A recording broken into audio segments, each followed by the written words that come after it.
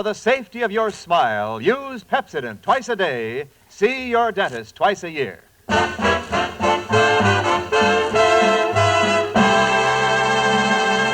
Lever Brothers Company presents the Pepsodent Show, My Friend Irma, created by Cy Howard and starring Marie Wilson as Irma with Joan Banks as Jane. Friendship, friendship, just a perfect friendship. When other friendships have been forgot, theirs will still be hot.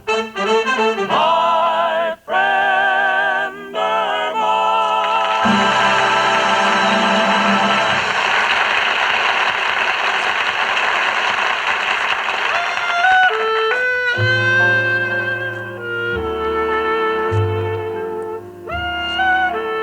Well, I'm standing here in front of the mirror wondering how I look with gray hair at the age of 25.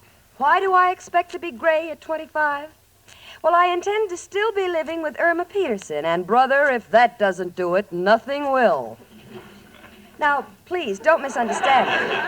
Irma's my dearest friend, but some of the things she says are so maddening that I am about to tip my wig. For instance, the other day I said, Irma? Yes, Jane? There's a movement on to make Hawaii the 49th state. They want to bring it into the Union, and I understand Washington is all for it. Oh, so am I, Jane, but I don't think it's possible. Why not? Well, how are they going to get it through the Panama Canal? See what I mean?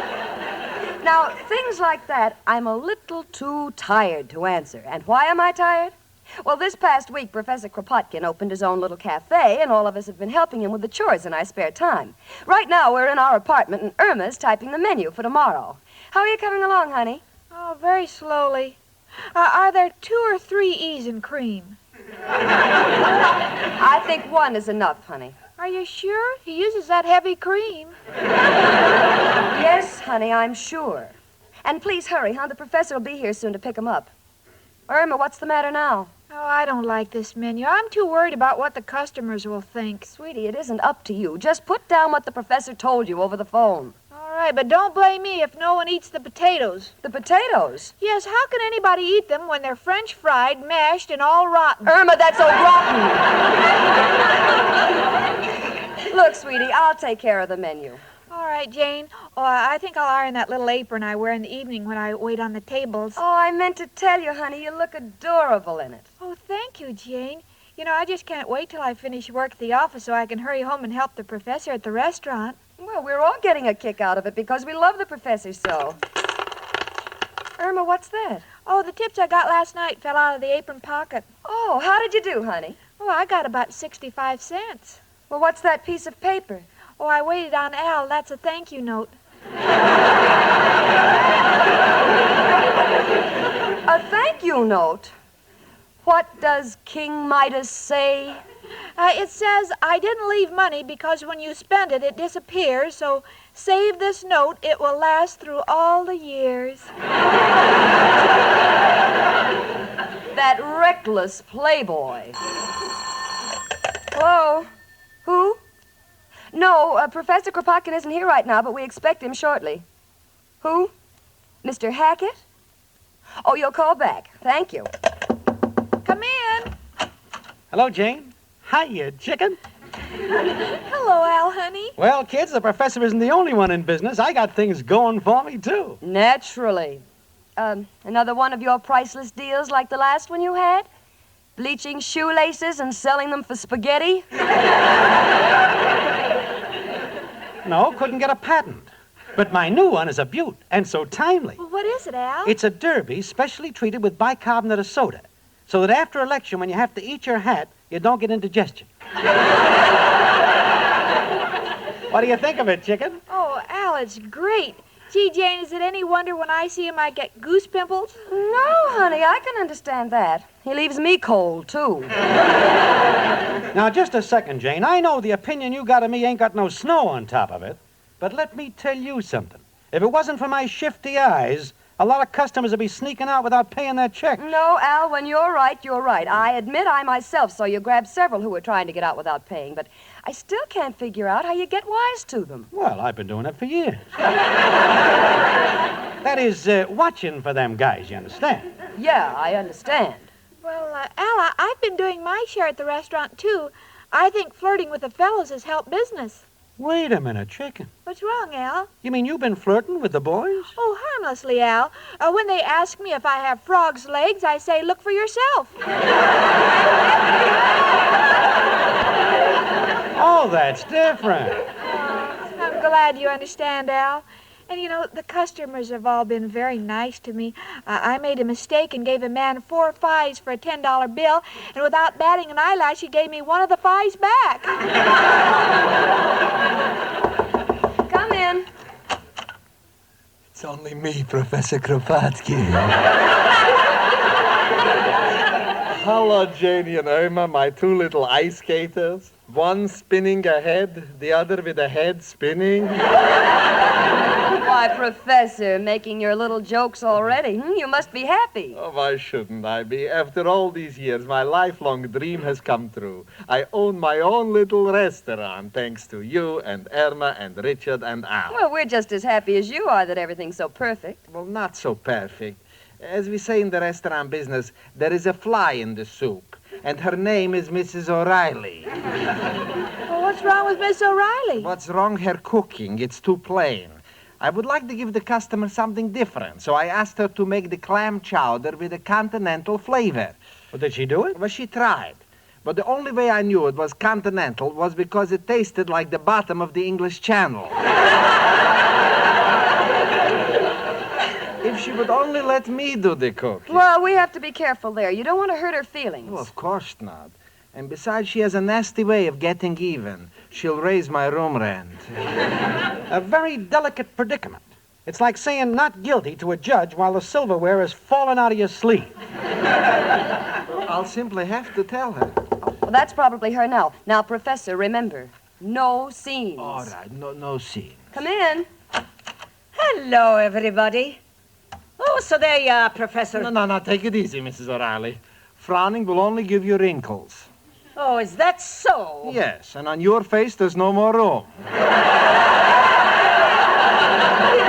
Why, you mildewed Misha Elman, Now, you. Mrs. O'Reilly, please, don't start anything. Well, I've heard he's going around criticizing my cooking to everyone, and I won't have it. You won't have it. Listen to her. Yes, listen to me. Only one thing made you a restaurant. My wonderful home cooking.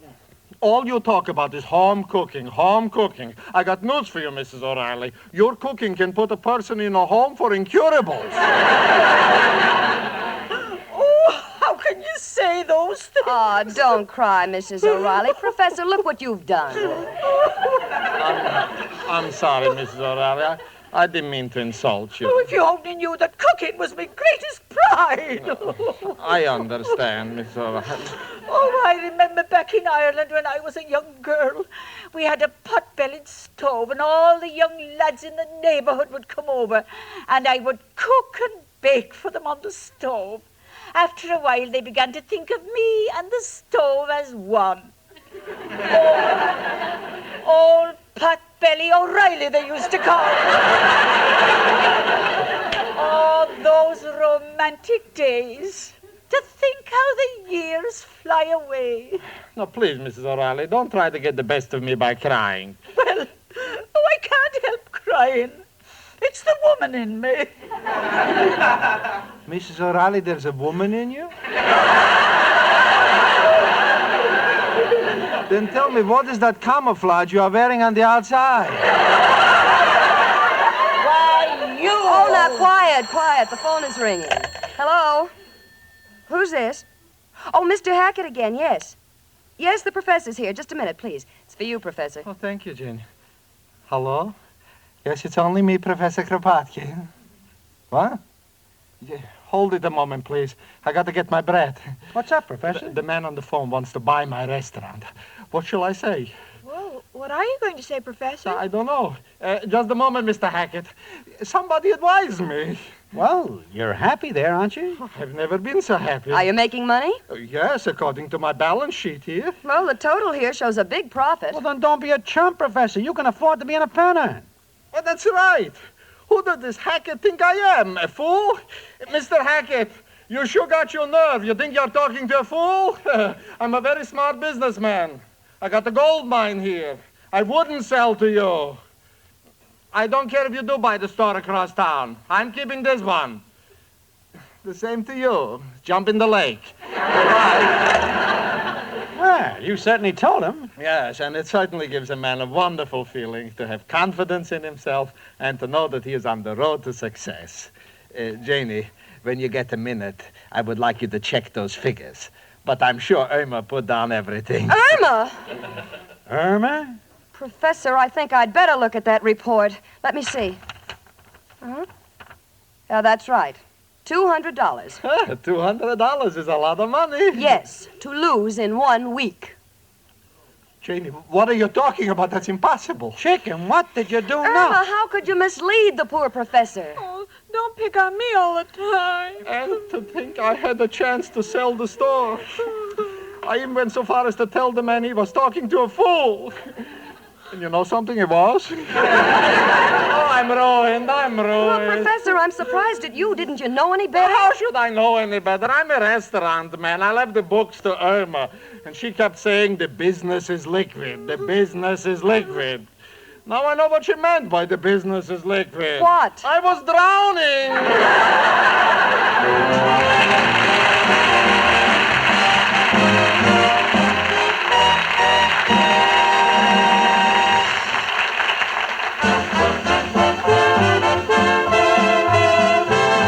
Your winning smile is a Pepsodent smile. Again and again, people have found it true. The smile that wins is the Pepsodent smile. When Betty McGuire of Havertown, Pennsylvania, married, she traded a modeling career for that of housewife and mother. But soon Betty McGuire's smile shone in another setting, too. As a hobby, she gave lessons in charm at a nearby school for Philadelphia children. The charm classes grew in popularity. Now the school features her course. Tots and teenagers look to Betty for training in poise, etiquette, and modeling.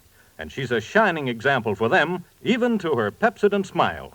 Betty told us, I'll always teach the value of a sparkling smile. And I know from my own experience that Pepsodent gets teeth really bright. Like Betty McGuire, people all over America agree. The smile that wins is the Pepsodent smile. In recent comparison tests, thousands of people preferred Pepsodent with Irium over the brands they'd been using at home. Yes, Pepsodent won by the overwhelming average of 3-1 for its cool, minty taste, for making breath cleaner and teeth brighter. Try a new Pepsodent toothpaste with Irium, and you will see the smile that wins is the Pepsodent smile.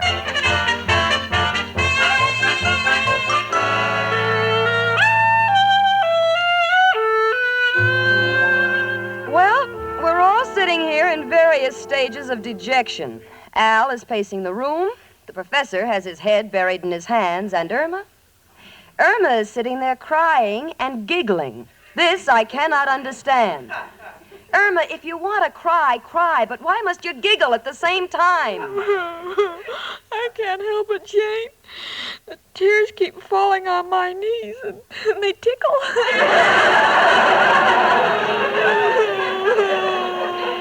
I'm so unhappy. Well, there's no sense in crying about it, honey, but I never saw such bookkeeping in my life. I can't make it out. For instance, what is this item? $5 for a bottle of whiskey and 10 cents for toast. I was trying to make rye crisp. Great. And, Professor, if I'm not being too personal, why did you buy twice as much food as you needed? That's the only way to make big profits, according to the Aminelli principles of buying. Who's Aminelli? Is the man who's selling me twice as much as I need. Oh, what's the use of talking? It's done. Well, I admit you can't sell a restaurant to Mr. Hackett after the way you insulted him, but, well, the least we can do is try to make the business pay. How, with Mrs. O'Reilly's cooking? I'll have no more talk about my cooking. For your information, my food is very nourishing. I admit it's put extra weight on my hips, but everyone tells me it's very stylish. Stylish? Yes, they all say I look like the new Hudson. Now, look, the two of you, let's dispense with all the personal discussions. We have one common problem, and we must face it together. Well, what's the problem, Jane? Maybe I can help. Please, Irma, you've helped enough. Al, have you any ideas how we can stimulate business in the restaurant? There are many economic steps open to us. My favorite is the method used by the Pilgrims. You may recall the famous case of the farmer's wife who, in order to save money, made her own preserves. I never heard of that. Historical incident. But this unfortunate wife, while working over a large vat of jam, had the bad luck to fall in. This was to become known in later years in financial circles as the law of self-preservation. Look, Al. Please, Jane, let me continue. We're in a spot, and every idea counts. Now, let me think. Got it. Let's hear it, Al. Anything. What our restaurant needs is showmanship, glamour, that Hollywood touch. And I know how we get it. Well, out with it, Al. We tie in the food on our menu with famous moving pictures, like, we could say, Spanish omelet from The Loves of Carmen, or fried rabbit from The Lady in Irma. I get it. How about hot dogs from The Return of Lassie? Irma, please relax. And Al, I don't know when I've heard anything more idiotic. Well, always got an ace up my sleeve.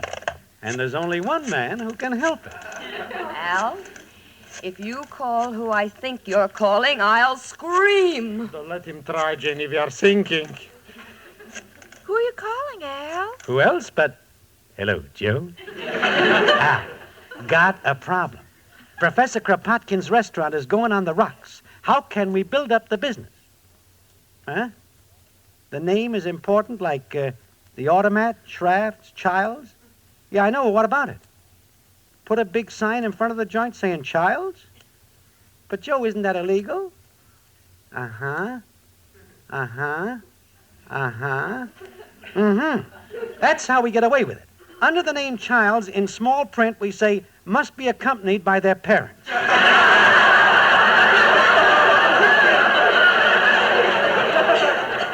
Hang up, Al. Please, Jane.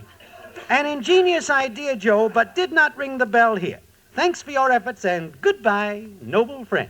Look, everyone, I don't think this problem calls for any divine inspiration. All it's required is concentrated effort. We've all got to go out and advertise the place to our friends. But how do we do that? It's very simple. For instance, I'll make it my job to tell all the girls at the office. Mrs. O'Reilly, who can you talk to? Well, me eyelashes are down at the beauty parlor getting a henna rinse. So I'll go right down there now and tell the girls about it. Well, now that's the spirit. How about you, Professor? Well, I think I'll go down to the musicians locally. Oh, well, now we're getting someplace. How about you, Al? Where can you go? Oh, I got a spot in mind. You can depend on me. Oh, that's swell. And let's all try to get a big crowd at the restaurant tonight. Come on. Okay. Forgot to say goodbye, Chicken. You're crying. They didn't tell me what to do. I know, Chicken. Gosh, can it be that they don't have any confidence in me? Well, Chicken... Nobody loves me. Oh, don't say that, Chicken. I love you. No, you don't. Of course I do. Someday I'm going to marry you and let you raise and support our children. Chicken, you're everything to me. Oh, words, words, words. Nothing but words. Why don't you say something besides words? All right, Chicken. You don't believe I love you? I'll prove it. I'll give you an opportunity to redeem yourself for the mistake you made in the books. Gosh, how can I, Al? I'm going to let you go to the place where I was going. Where, Al? Well, I read in the papers that there's a meeting today at the city commissioners, and I was going down there to spread the word about the restaurant. Oh, gee, Al, you're smart. I wish I had your fertilized mind. Thanks, Chicken. And to show you how much I love you, you can go to the city commissioner instead of me. Gosh, Al, I wouldn't know what to say. Nothing to it, Chicken. You merely say something like, if you gentlemen are looking for something different in appetizing dishes, go to Kropotkin's where the tables are spread with the best. Got it? Of course. To play safe, let's have it back once. Let's see. If you gentlemen are looking for something different in appetizing dishes, go to Kropotkin's where the tables are spread with the best. Chicken, that's wonderful.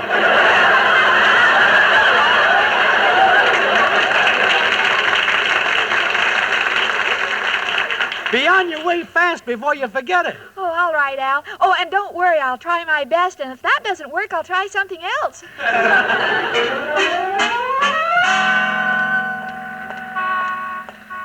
Oh, Irma Peterson. You know, people just don't give you credit for what you know. Imagine Al thinking I couldn't remember a simple thing like, if you gentlemen are looking for something different, go to the restaurant and find Kropotkin spread on the table. Oh,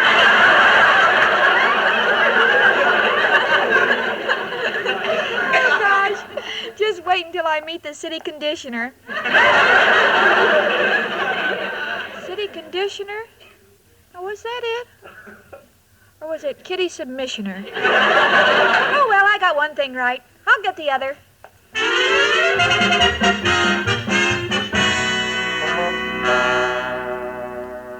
So you had no luck, Janie. No. The girls all said they have their favorite restaurants. How about you, Al? I spoke to some of the boys on the park bench, but no dice. You see, the fellas can go a long time without buying food.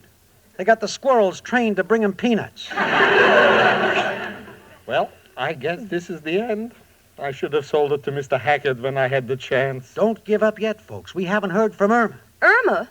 Where did she go? It's a secret. But the dame may redeem herself more than you expect. Oh, please, Al, we all know Irma. She'll be lucky if she can find her way home.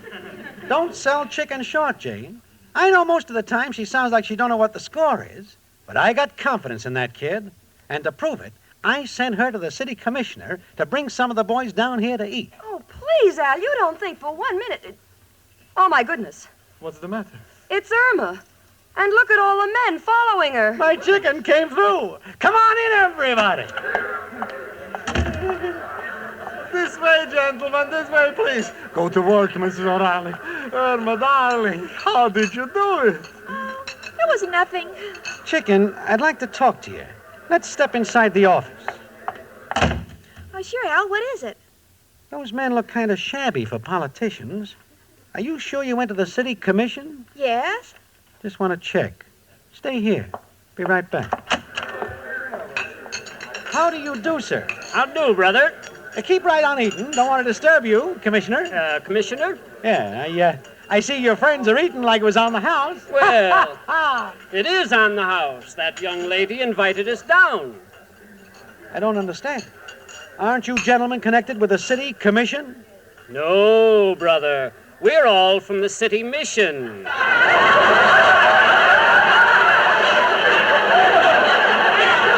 And we never pay for anything. Aye? What's wrong, brother? Oh, brother. Got to talk to that chicken. Hello, Al. Everything all right? Al, what's the matter? Your eyes are shaking. Chicken, you have created a new Waterloo. But don't say anything. Here comes the professor. Hello, Irma. Al, what's the matter? You look green and you haven't eaten yet. Nothing's wrong. Well, then be happy. Smile. Have you ever seen such a crowd? And look, they're all eating like it was for nothing. Professor, it is for nothing. Irma got these guys from the city mission. What? No wonder every time I try to give them a check, they throw their arms around me and sing for he's a jolly good fellow. What can we do? Well, outside things are really humming, gang. We couldn't do more business if we gave the food away. Ha, ha, ha. Wait a minute, Al and Irma. What's going on here, Al? Why are you so pale? Chicken, we might as well tell her. Jane, Chicken was supposed to go to the city commissioner. Instead, she went to the city mission. Irma, how could you do a thing like that? Well, it's your fault. Mine? Yes, remember yesterday I pointed to the window that said osary, and you said the rain had washed off a couple of letters and it was grocery? Yes, but how could you make the same mistake with city commissioner? Well, when I saw a city mission, I figured it had rained there, too.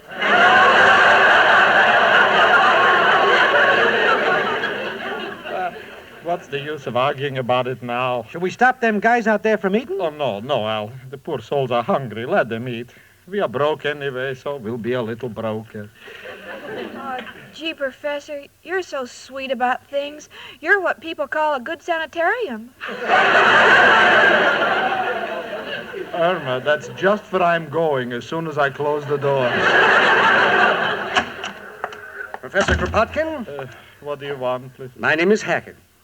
Oh, you're the man that wanted to buy my place? Yes. Look here, Kropotkin. Just because your restaurant is crowded and doing a terrific business doesn't mean you can afford to ignore my offer. Because I'm here to double it. Double? Yes. I've never seen a place so crowded. Why, those people couldn't eat more if it was free.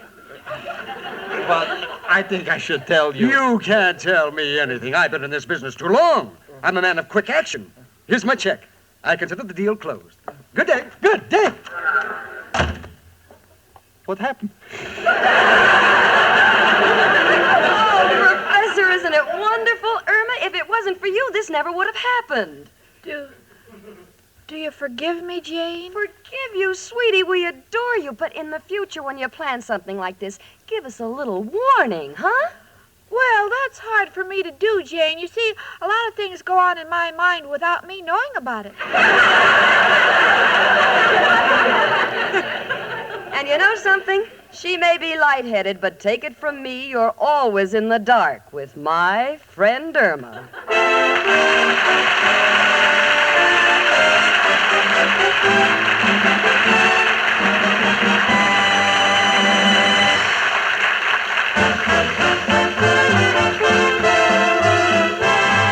Your winning smile is a Pepsodent smile. Again and again, people have found the smile that wins is the Pepsodent smile. That's borne out by the vote of thousands who tried new Pepsodent toothpaste with Irium in a recent nationwide test. These people were given plain, unlabeled tubes of Pepsodent and were asked to compare it with the brands they were using at home.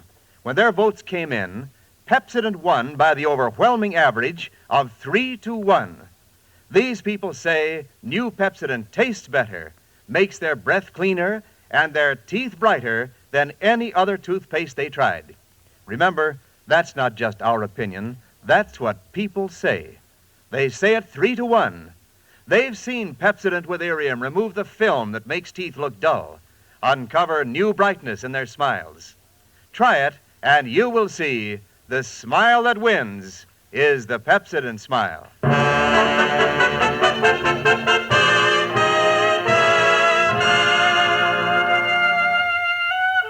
Well, the professor is rid of the restaurant, and after paying all the bills and repaying the loan, we're right back where we started. Yup, the professor is back at the Gypsy Tea Room. Al is back in the unemployment line. Mrs. O'Reilly is back as a landlady. And Irma is back to normal. She still doesn't know what's going on. Irma, honey, where's my magazine? I don't know. All right, where's my sewing basket? Gosh, I can't remember. Well, I just don't want to sit here. I think I'll write some letters. Where's my fountain pen? I don't know. Well, just turn on the radio. I'll listen to some music. All right, Jane. Ladies and gentlemen, everybody's looking for that famous comedy team. So the question of the day is, where's Amos? Where's Andy? Gee, they expect me to know everything. Well, what they expect and what they get are two different things when they're dealing with my friend Irma.